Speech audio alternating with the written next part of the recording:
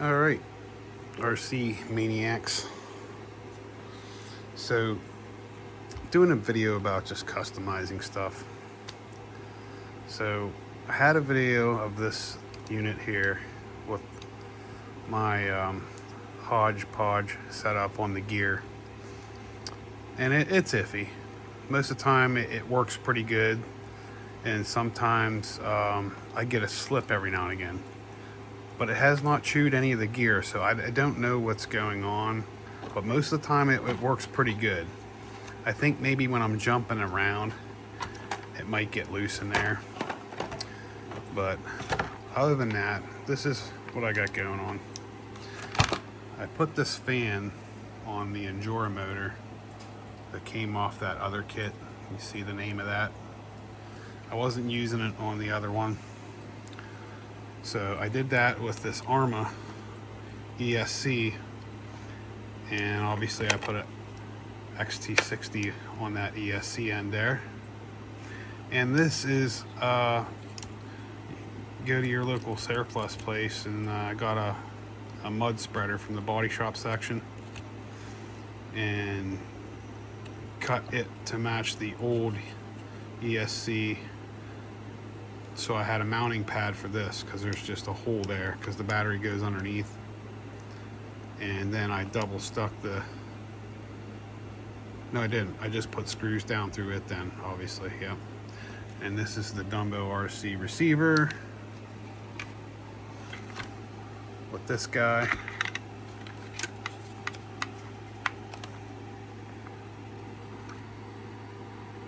I like that you can set your power on it. I've been trying to get the transmitters that you can set the power level. I like that. I'm a pretty basic dude. Did the FMS monster truck wheels and tires from the F100s, 14 millimeter caps to fit 12. Can't really see the ESC or the servo in there, but it's an Endura. I think it's 22 maybe kg, 3-wire servo. Needed it obviously to work with any other setup, and had to make the lights work again because I had these little mini JSTs that only work on the ESCs that have those little mini plugins for lights. So what I did was I ordered some 3-pin JSTs. I forget what the actual name of them are called, but they're the same look as the ones that would come on this servo or your ESC. So it will just work with this. They'll work with this receiver. And I just soldered them onto these ends. It's very tedious because these wires are very small, and I'm soldering them to wires that are a little bit bigger. And I used my fine solder, 1 mil or whatever it's called. It worked out. It was, like I said, tedious, but it worked out good.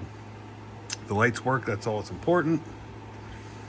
But yeah, got these 2 mod shocks up front, Traxxas shocks in the rear. They're a lot softer. I even put some clips on so it wouldn't sink down and stay down, so it kind of springs back up a little better.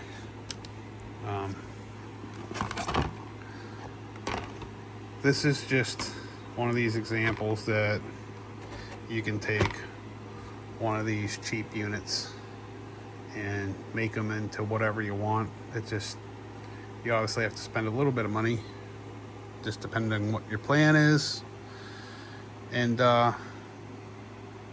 just kind of think things out a little bit. Now, if I wouldn't have messed up the first time and took that original Mod 1 gear off of there, I would have been fine. But I really put myself in a predicament. I mean, like I said, right now it's jigged up, and it's just running how it's running with a gear. Another gear piggybacked onto it. It's working out, and it still is pretty much like a jig. I can use that setup the way it is to put another gear on, which I tried to put an 87 on. It's too big, it rubs the cover because it's on top of the other gear, so it pushes the gear outward, and that kind of jacked me. So I had to put that 81 back on it. That's probably the biggest gear I can put on it that's on top of the other gear, and just run it that way until I get it set up. I have another steel gear coming, and I think I'm going to take the gear out of the original gear that's pressed into it and have it centered up and take it to my local fab shop and have them weld the gear on it, put a nice flush weld to it, and be done with it, and then leave it alone so it'll be 48 pitch for good. So that's what we got. That's a good example of a customized job. There you have it.